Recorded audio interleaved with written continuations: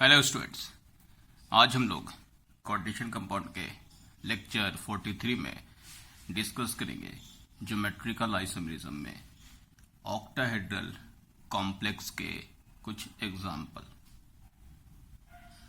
उससे पहले हम लोग पिछले क्लास में कोऑर्डिनेशन नंबर 4 यानी स्क्वायर प्लेनर से रिलेटेड कुछ एग्जाम्पल पर डिस्कस किया था। उससे पहले हम लोग एक बार फिर से देख लेते हैं और फिर उसके बाद हम लोग ऑक्टाहेड्रल कॉम्प्लेक्स के एग्जाम्पल पर डिस्कस करेंगे। तो सबसे पहले शुरुआत करते हैं बाइडेंटेट केमिकल से। ये देखिए, मैंने कुछ बाइडेंटेट केमिकल के लिए ये इस तरीके से मैंने बॉन्ड बना दिए।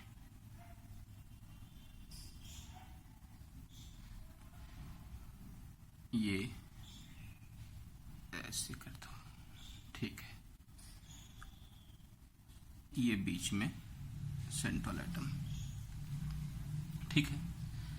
अब यहां जो मैंने एटम दिखाए हैं 1, 2, 3 और 4, यहाँ पर सारे ब्लू कलर दिखाए हैं, यानी ये सारे आइडेंटिकल हैं।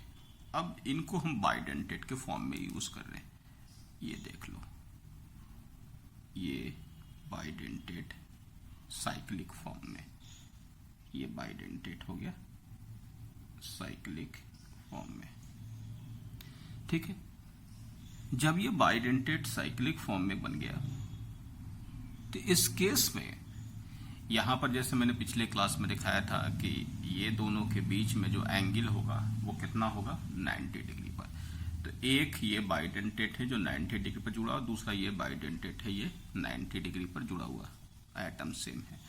तो इनके इधर से इधर या इधर से इधर आने पर कोई फर्क नहीं पड़ेगा, क्योंकि आपको मालूम है ये फिक्स है, ये भी फिक्स है।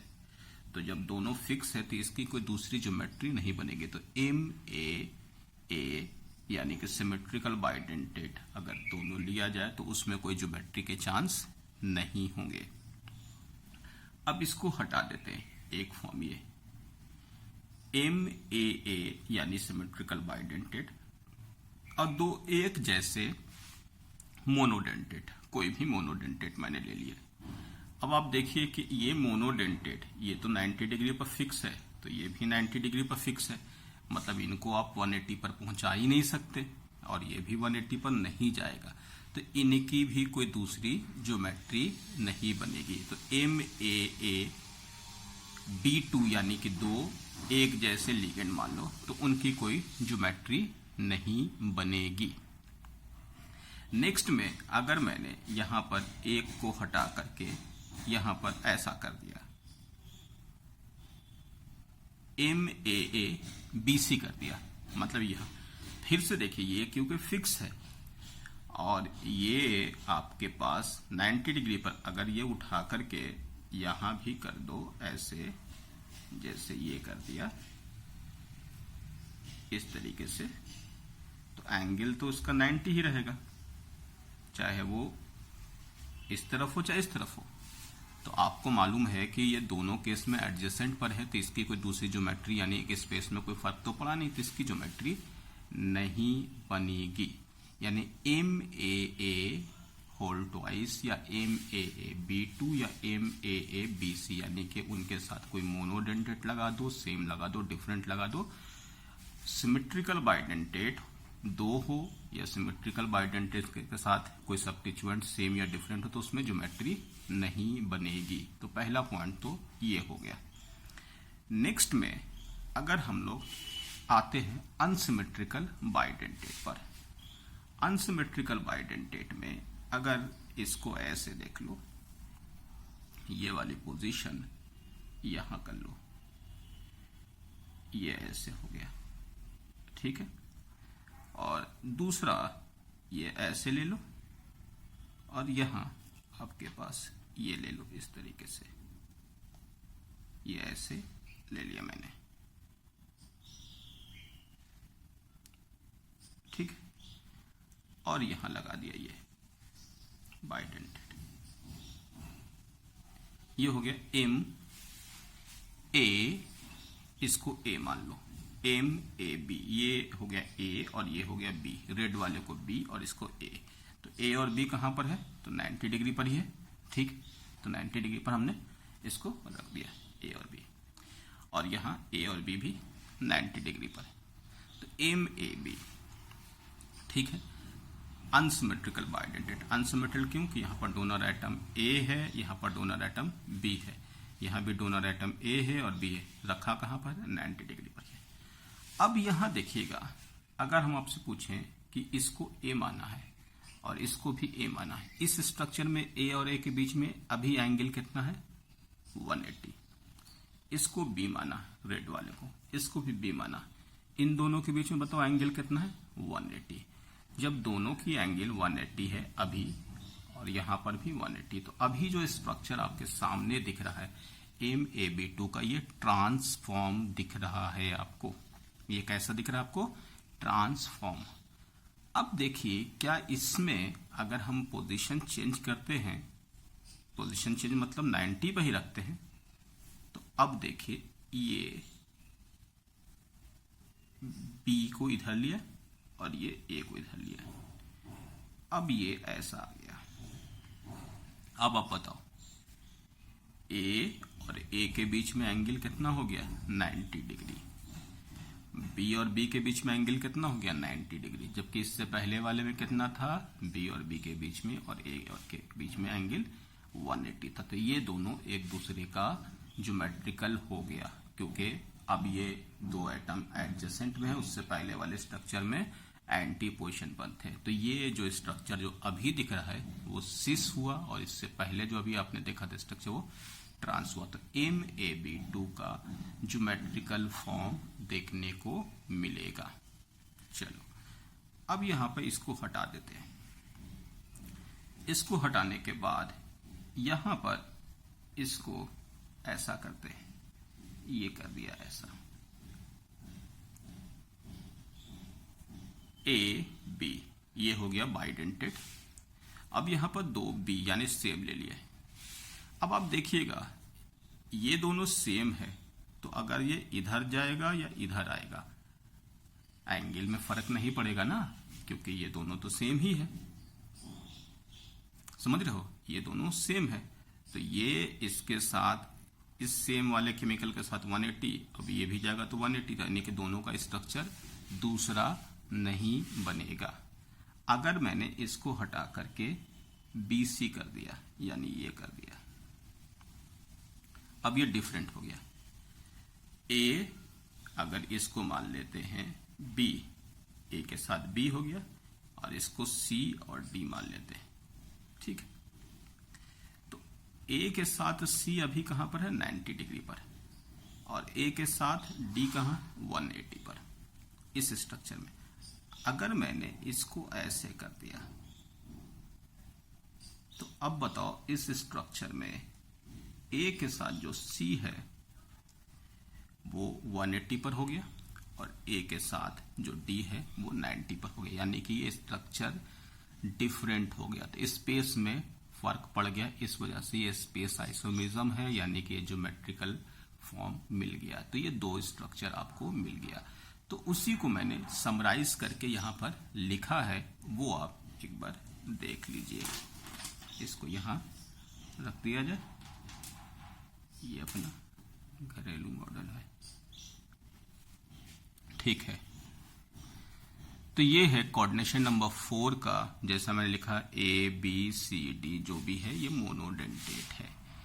MA4 जैसा कि हम लोग ने देखा था ज्योमेट्रिकल नहीं बना था, MA3P में भी ज्योमेट्रिकल नहीं बना, MA2B2 में जो कल हम लोग ने देखा था 2 ज्योमेट्रिकल, MA2BC में ज्योमेट्रिकल कितना था? वहां भी 2 था, और MABCD यहां ज्योमेट्रिकल 3। तो ये था मोनोडेंटेट का एग्जाम्पल। बाइडेंटेट में आ जाओ। बाइडेंटेट में यहां लिख दिया है मैंने, कोऑर्डिनेशन नंबर 4 स्क्वायर प्लेनर ही है, ए सिमेट्रिकल बाइडेंटेट और A B unsymmetrical bidentate. Geometrical A का ज्योमेट्रिकल नहीं बना, जो अभी हम लोगों ने देखा था।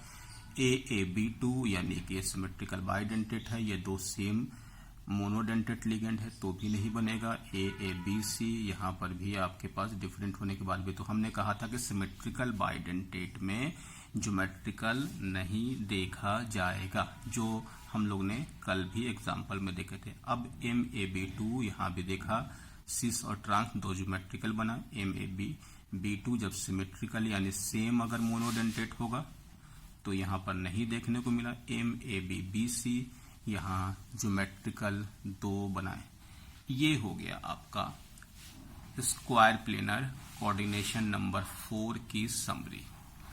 आप इसी को अपने डायरी में लिख लें और इसी को रिवाइज करें कि कौन कौन से स्क्वायर प्लेनर के केस में कितने ज्योमेट्री बनेंगे। तो अगर आप इतना ही नोट कर लेंगे तो इनसे आपको डायरेक्ट क्वेश्चन मिल जाएंगे। स्ट्रक्चर अगर आप नहीं भी बनाते हैं तो भी कोई फर्क नहीं पड़ेगा, इसको डायरेक्ट याद रख लीजिए, इससे आपको स्क्वायर प्लेनर के ज्योमेट्रिकल आइसोमेरिज्म के क्वेश्चन बन जाएंगे। अब नेक्स्ट में आते हैं कोऑर्डिनेशन नंबर 6 में। कोऑर्डिनेशन नंबर 6 के जैसे ऑक्टाहेड्रल, यहां पर हम कुछ लिगेंड जो लेंगे ABCDEF जो स्मॉल, वो मोनोडेंटेट लिगेंड लेंगे। कोऑर्डिनेशन नंबर 6 में हम लोग को क्या बोला जाता है? ऑक्टाहेड्रल। तो कोऑर्डिनेशन नंबर 6 का ऑक्टाहेड्रल हम लोग के पास ऐसा होगा। अब एक एक करके इनको समझते हैं। सबसे पहले MA6 है, इसमें 6 के 6 सेम है, ज्योमेट्री नहीं देखने को मिलेगी। जैसे अगर नहीं तो एक तरीका जो है विदाउट स्ट्रक्चर, ऐसे देख लो A और A, A और A, A और A, ऐसे अरेंज कर लो तो देख रहे हो कि इनका कोई दूसरा फॉर्म बना ही नहीं सकते हो। इसका मतलब इसकी कोई ज्योमेट्री MA6 की ज्योमेट्री नहीं बनेगी। जैसे एग्जांपल में दिया हुआ CONH3 कोई और भी लिगेंड हो, कोई दिक्कत नहीं है, लेकिन अगर ऐसा क्वेश्चन दिया हुआ पूछे कितनी ज्योमेट्री बनेगी तो MA6 हुआ। नेक्स्ट में MA5 का भी स्ट्रक्चर बनाओ, A A A A A B। जैसा मैंने आपको पिछले क्लास में ही दिखाया कि अगर जब भी स्ट्रक्चर बने तो ट्रांस ही, एक्चुअल में ये ट्रांस है, अब इसका कोई दूसरा फॉर्म बना ही नहीं सकते। तो ऐसे क्वेश्चन जिसमें 5 एक जैसे और एक अलग होंगे तो उनकी कोई से भी ज्योमेट्री नहीं बनेगी। जैसे क्वेश्चन दिया हुआ, ये क्वेश्चन IIT में भी पूछा, C ऐसे करके दिया, लिगेंड कोई दूसरा भी हो सकता है, उसका कोई टेंशन मत लो, ठीक है। यहां मैंने 3+ ले लिया, यहां भी मैंने 3+ ले लिया। MA5B है। अब ऐसे क्वेश्चंस में भी स्ट्रक्चर बनाने की जरूरत नहीं है, इनकी कोई दूसरी ज्योमेट्री बन ही नहीं सकती है। MA4B2, अब आते हैं MA4B2 में। MA4B2 का अगर हम यहां पर स्ट्रक्चर बनाए ऐसे करके, ये बना दिया और यहां ये ले लिया,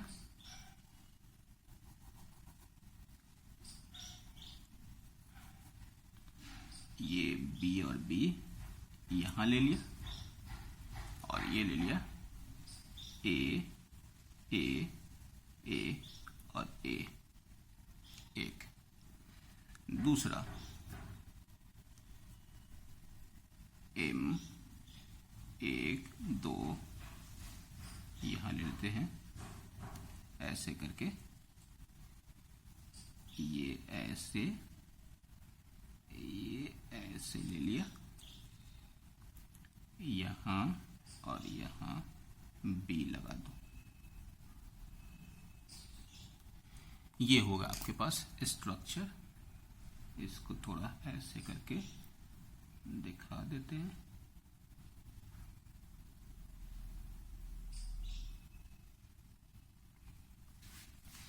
तो MA4B2 में दो स्ट्रक्चर बना, AA और B और B।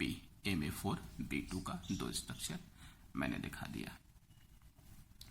अब आप बोलोगे कि एक बी को यहां रख दिया है, बी को इस पोजीशन पर रख दो तो एक और स्ट्रक्चर बनेगा, बी को और जैसे यहां पर है।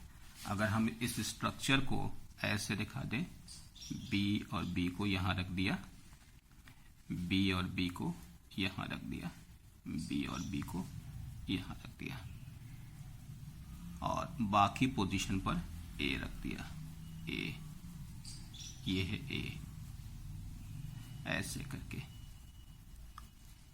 ठीक। यहां पर भी ऐसे रख दिया।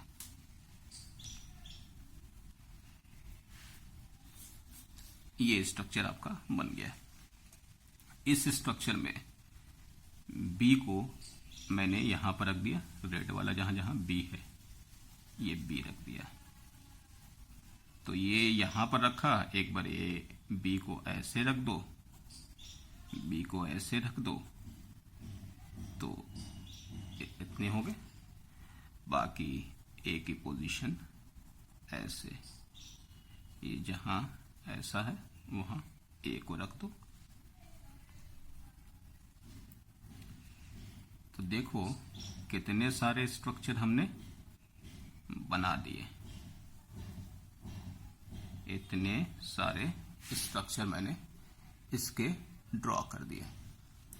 लेकिन एक्चुअल में इनके स्ट्रक्चर जो है, जो यहां बनाए गए हैं वही दो स्ट्रक्चर हैं।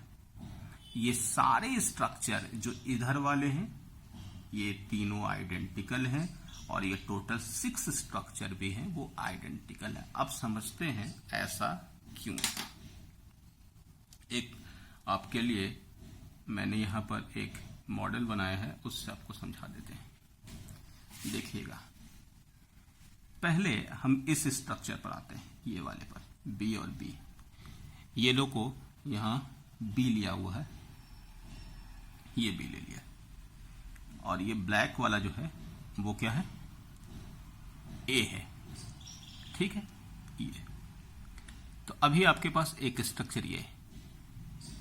ऑक्टाहेड्रल का एक और सबसे इंपॉर्टेंट चीज आपको बता दें कि ऑक्टाहेड्रल वाले स्ट्रक्चर में हमेशा 4 कोई सा भी एटम प्लेन पर होगा, एक ऊपर और एक इसी के अपोजिट में ये नीचे। देखिए ये वाला जो है ना। तो यहां अभी आपने ये बी और बी को अपोजिट में रखा 4 प्लेन पर, लेकिन ये देखने का तरीका है। अगर आप इसको ऐसे देखिए, ये ऐसे हो गया, तो बताओ कुछ फर्क पड़ा एंगल में? इस बार 4 एटम कौन कौन सा है, 1 2 3, ये 4, एक ऊपर और एक नीचे, यानी कि 4 एटम ऐसे। नेक्स्ट में आप ऐसे कर दो, ये वाले पोजीशन पर, एक, ये 2 अपोजिट में और 4 एटम ये प्लेन पर। मतलब समझा दे आपको कि इस स्ट्रक्चर को ऐसे देखो या इसको ऐसे करके देखो या इसको ऐसे करके देखो, हर जगह पर ये सारे के सारे जो 6 के 6 बॉन्ड हैं ये आइडेंटिकल हैं, एक जैसे हैं। जैसे ही आप जिसको एक्सिस मानो, जैसे मैंने अभी इन दोनों को एक्सिस के ऊपर मान लिया, इस एक्सिस पर, तो ये चारों के चारों प्लेन में दिख रहे हैं। अब मैंने अगर इन दोनों को यहां से देखना शुरू किया तो एक्चुअल में ये प्लेन में दिखेंगे, 1 2 3 4।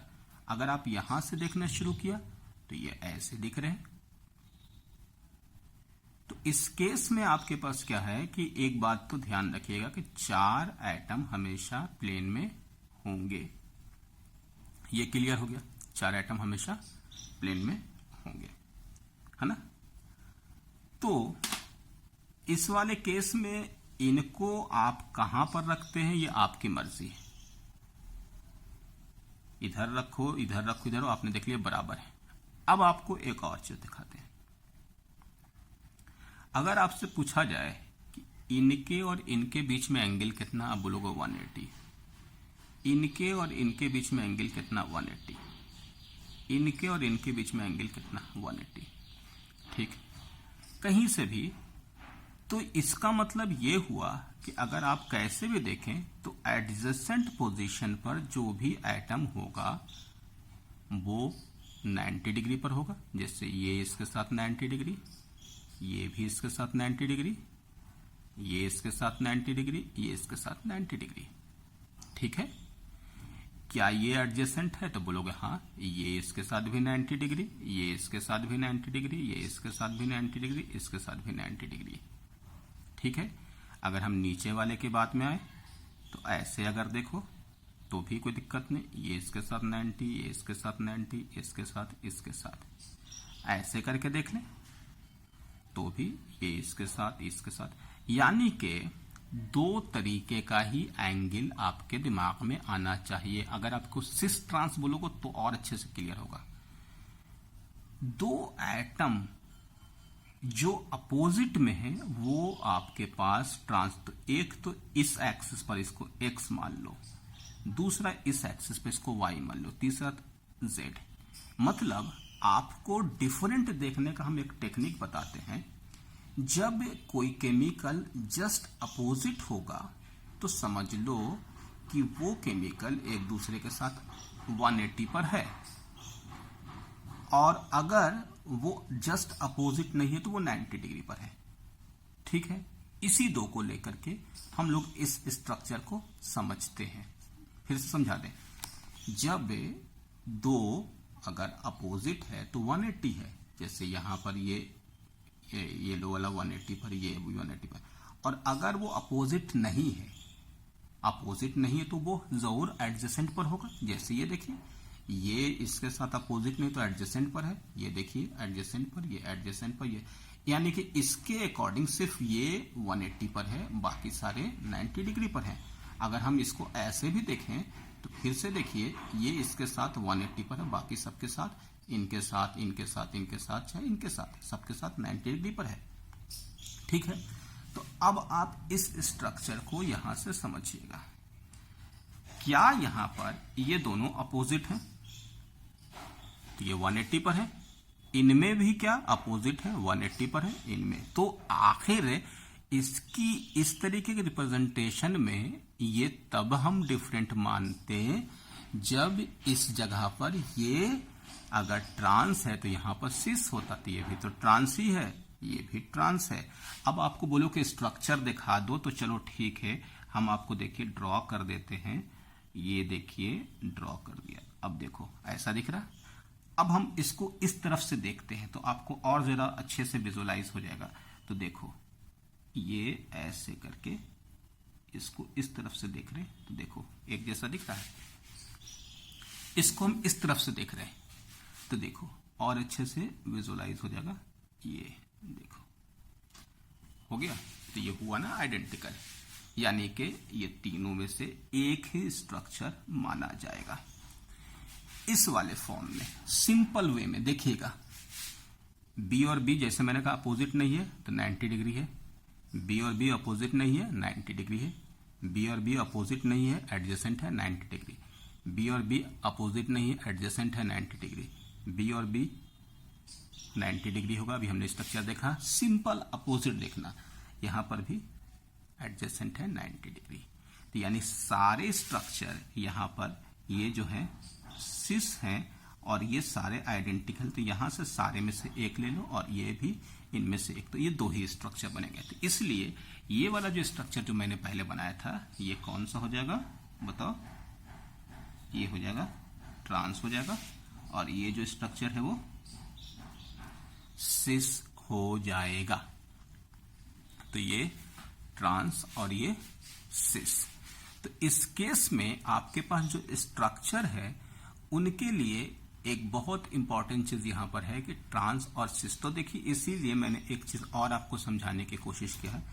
1 2 3 1 2 3 4 5 6। अब आपसे पूछा है कि इनमें से पोजीशन चेंज करने पर कौन कौन सा ट्रांस होगा। देखिए 1 and 6, 2 and 4, 3 and 5, ये क्या है? ये सभी एंगल कितना है? 180 है, तो ये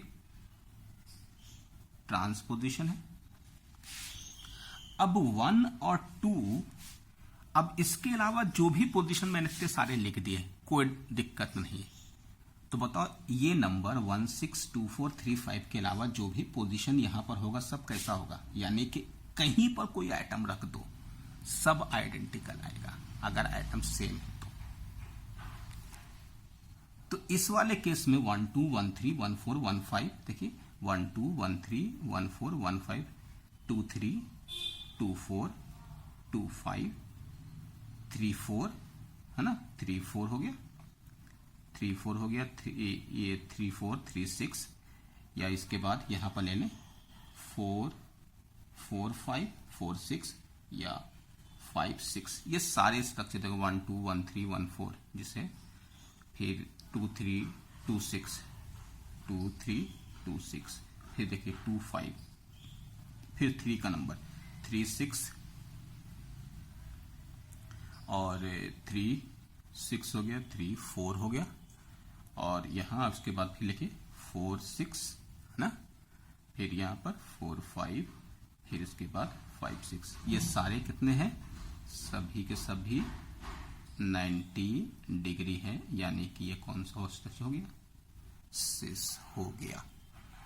तो ये स्ट्रक्चर इतने ड्रॉ नहीं करने हैं, तो मैंने जो टेक्निक बताया था उससे भी आप देख सकते हो कि इतने सारे स्ट्रक्चर नहीं बने, तो इसका बनाओ ए ए और दूसरा बी और बी, एक कॉम्बिनेशन तो ये बना दोगे, दूसरा कॉम्बिनेशन क्या बनाओगे ए, अब बी को ए बी और ए बी। बस आपको इस स्ट्रक्चर को इसलिए दिखाया है इतने सारे कि आपको पहचान पाओ, नहीं तो टोटल ज्योमेट्री कितनी बनेगी वो डायरेक्ट इस वाले केस से बना सकते हो। तो दो ही केस यहां पर आ रहा है, यानी कि इस वाले का ज्योमेट्रिकल कितना बनेगा, 2 बनेगा। देखिए स्ट्रक्चर देखिए ए बी बी, देखिएगा ए बी बी, ये हो गया ट्रांस।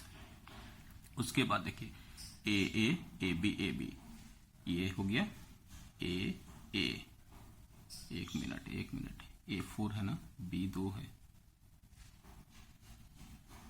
ये उल्टा किया हुआ है, यहां पर ये कौन सा है, ये B है ना, ये B है, अब बाकी जो है वो कौन सा है, A है, A4 भी है ना, ठीक है। तो ये हो गया, अब देखिए ए, तो ए हो गया, ठीक है। इसके बाद ए बी, तो इतने स्ट्रक्चर की जरूरत नहीं है।